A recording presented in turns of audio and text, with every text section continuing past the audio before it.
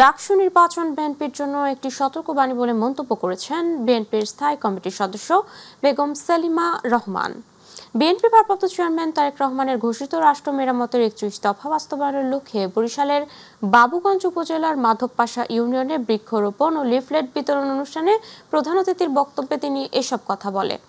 অনুষ্ঠানে সভাপতিত্ব করেন মাধবপাশা ইউনিয়ন বিএনপির সাবেক আহ্বায়ক মাহবুব তালুকদার।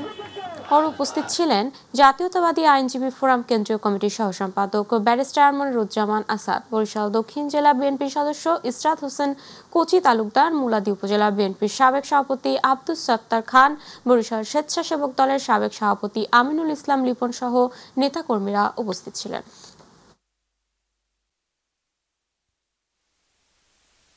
ধানের শীষই একমাত্র একটি দল, যে দলটি জনগণের জন্য, জনগণের কল্যাণের জন্য এই 17 বছরে ভোটের জন্য লড়াই করেছে এবং আমার নেতা কর্মী অনেক সাধারণ মানুষ হত্যা হয়েছে।